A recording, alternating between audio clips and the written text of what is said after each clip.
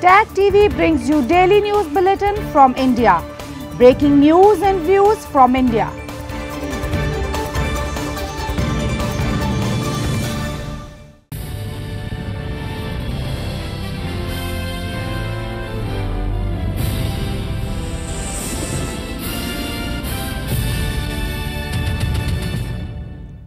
Good evening. Welcome to South Asia Newsline. I'm Lipakshi Khurana. Here are the top stories we're tracking for you on Monday, the 11th of March. Prime Ministers of India, Bangladesh jointly inaugurate developmental projects.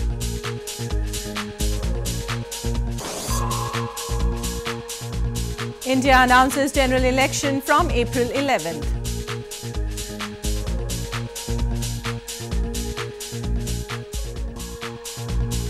And RJPN informs Nepal Parliament about withdrawal of support to the government.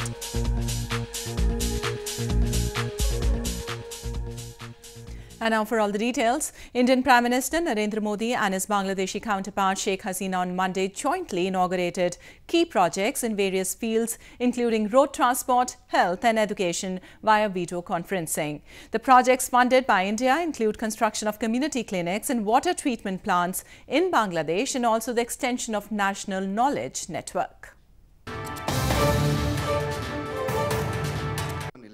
Indian Prime Minister Narendra Modi and his Bangladeshi counterpart Sheikh Hasina on Monday jointly inaugurated key projects in various fields including road transport, health and education via video conferencing. The projects financed by the Indian government include supply of around 1,100 buses and 500 trucks to Bangladesh Road Transport Corporation and 36 community clinics in 5 districts of Bangladesh. The projects also include 11 water treatment plants and the extension of National Knowledge Network, which will connect scholars and research institutes in Bangladesh to India and the world. ये सभी projects सीधे रूप से जनता के जीवन से जुड़े हुए हैं। ये प्रोजेक्ट्स दर्शाते हैं कि भारत बांग्लादेश संबंध दोनों देशों की जनता की क्वालिटी ऑफ लाइफ सुधारने के लिए महत्वपूर्ण और सकारात्मक भूमिका अदा कर रहे हैं। The Indian Prime Minister noted that this was his 6th video conference with his Bangladeshi counterpart. He said that Prime Minister Hasina's vision is the biggest inspiration for stronger connectivity between India and Bangladesh. Security forces gunned down 3 terrorists belonging to Pakistan-based Jaish-e-Mohammed terror group in an encounter in Pulwama district of India's northern Jammu and Kashmir province on Sunday. One of the slain terrorists was identified as Mudassir Ahmed Khan, who was among the key conspirators of the last month's terror attack, which killed at least 40 security personnel in Pulwama.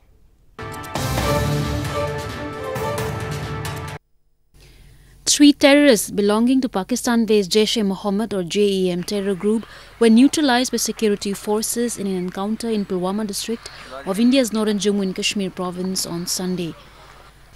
The encounter broke out in Pinklish area of Tral town in a district after security forces launched a cordon and search operation based on inputs about the presence of terrorists. Officials said as the searches were going on, the search party was fired upon by the terrorists. The fire was retaliated, leading to a gunfight in which the 3 terrorists were killed. The JEM had claimed responsibility for the suicide bombing that killed at least 40 paramilitary police personnel in Pulwama district on February 14. India has long accused Pakistan of harboring terror groups to use them as proxy to mount attacks on Indian soil. Pakistan denies the allegations. India will hold a general election in 7 stages starting from April 11, the Election Commission said on Sunday, in what will be the world's biggest democratic exercise. The Chief Election Commissioner said that about 900 million voters are eligible for the polls, out of which about 15 million are between the ages of 18 and 19 years. India will hold a general election in 7 stages starting from April 11. The Election Commission said on Sunday in what will be the world's biggest democratic exercise. Chief Election Commissioner Sunil Arora told reporters that about 900 million voters would be eligible for the polls. with about 15 millions between the ages of 18 and 19 years. The elections would be staggered over several weeks, beginning April 11 and ending on May 19th. Votes will be counted on May 23rd. I'll repeat the date of poll. First phase, 11th April. Second phase, 18th April. Third phase, 23rd April. Fourth phase, 29th April. Fifth phase, 6th May. Sixth phase, 12th May. Phase 7, 19th May. Am I clear now? And all countings, no need to say, but I am repeating, 23rd May. Indian Prime Minister Narendra Modi will be running for a second term in this year's election. In the last general election in 2014, his ruling Bharatiya Janata Party or BJP won 282 out of 543 contested seats in the lower house of parliament, the strongest showing for any political party in 3 decades. He will run against a group of opposition parties led mainly by Congress President Rahul Gandhi, scion of the Gandhi-Nehru dynasty. The two leaders are the strongest challengers from a field of hundreds of political parties from across the culturally and geographically diverse country of 1.3 billion. In news from Afghanistan, leaders including Afghan President Ashraf Ghani on Sunday defended legacy on women's rights and urged a dignified peace with the opponents. The president said his government has implemented various programs aimed at fostering the participation of women in the society.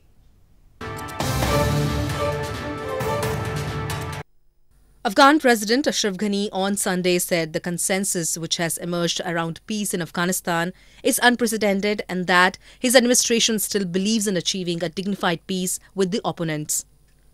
Ghani said the National Unity Government has implemented a large number of programs aimed at fostering the participation of women in the society.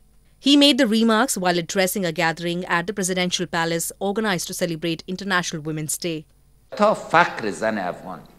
مورد توجه کلیدی ما قرار نگیره و تا کاهش فقر و امحای فقر یک هدف کلیدی ملی ما قرار نگیره زن افغان محروم خود. Meanwhile, Chief Executive Abdullah also defended the Afghan government's commitments towards strengthening the presence of women in the society and said that the National Unity Government has undertaken systematic programs aimed at supporting Afghan women.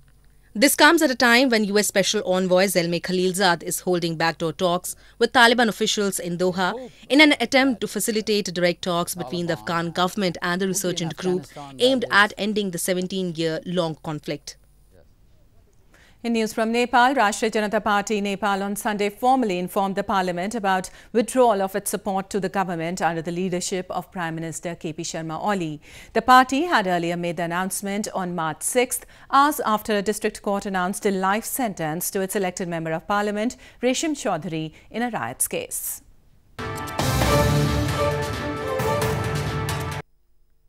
Rashtriya Janata Party Nepal or RJPN has informed the parliament that it is no longer supporting the government under the leadership of Prime Minister KP Sharma Oli.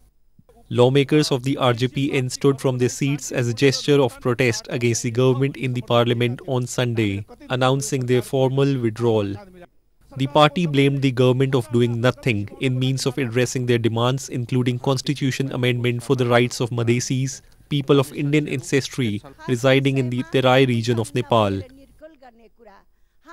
सरकारले हाम्रो माग र मुद्दालाई सम्बोधन गर्ने स्थिति भयो संवादहीनता गरे संवाद गर्न पनि चाहेन हाम्रो समर्थनको र यो देशमा कुनै प्रकारको द्वन्द्वको स्थिति हुन्छ यो देशमा कुनै प्रकारको हैन अवस्थाको सृजना हुन्छ भने यसको लागि सरकार जिम्मेवार हुन्छ त्यसकारणले हामीले सरकारलाई दिएको समर्थन आज औपचारिक रूपमा हैन सभामुख मार्फत सरकारलाई जानकारी गराउन चाहन्छौं कि हामीले सरकारलाई दिएको समर्थन हामीले वापस गरेका छौं. RJPN on March 6th had made the announcement of their withdrawal of support given to Oli-led government. They also cited delay in release of political prisoners of Tharuhat and Madhes agitation as one of the reasons for their withdrawal. The decision came hours after a district court announced life sentence to RJPN's elected member of parliament and alleged Tikapur riots mastermind Resham Chaudhary. A huge flock of Siberian migratory birds who come to the Indian subcontinent to escape extreme cold of their Arctic home grounds have stayed back in northern India this year beyond their usual time period due to change in global weather conditions. Bird watchers and tourists have been gathering on the banks of River Ganges in India's Prayagraj city to catch a glimpse of the beautiful species of the migratory birds.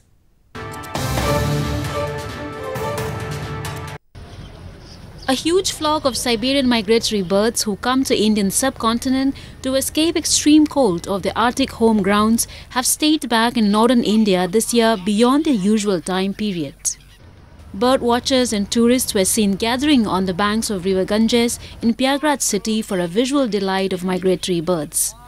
The delay in their return has also brought cheer for the boatmen who earn handsome amounts ferrying batches of tourists closer to birds multiple times in a day.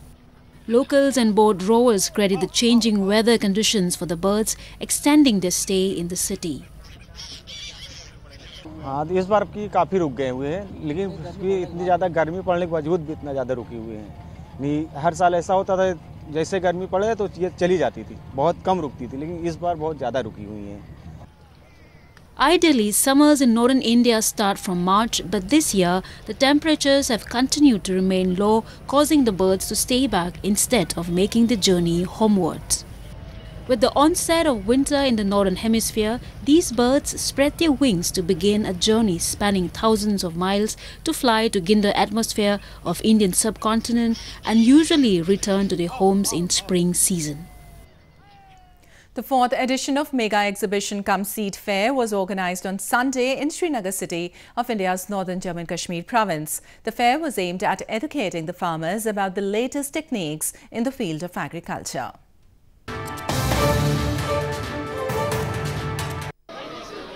With an objective of educating the farmers about the latest techniques in the field of agriculture, a mega exhibition cum seed fair was organized on Sunday in Srinagar city of India's northern Jammu and Kashmir province. During the fair, a wide variety of seeds for paddy, apple, plum, maize, vegetables and flowers were displayed for the farmers and growers. Besides this, latest tools, farm machinery and agriculture products were also displayed for selling them to the farmers on subsidized rates.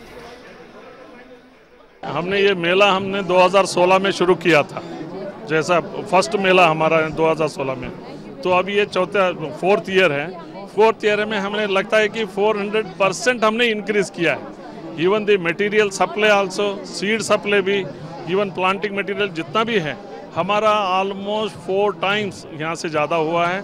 अब हज़ारों में plant सभी अब मिलते हैं। The event was aimed at providing a common platform to the agriculture experts, scientists and farmers to learn new techniques for the growth of the agriculture sector in the province. Agriculture is the backbone of the economy of the province, contributing billions of rupees from the export of the fruits, vegetables and grains to the other parts of the country and abroad. A mass wedding ceremony was organized on Sunday in India's western Surat city, wherein around 23 tribal couples tied the nuptial knot. Scores of relatives and friends of the couples also attended the wedding event.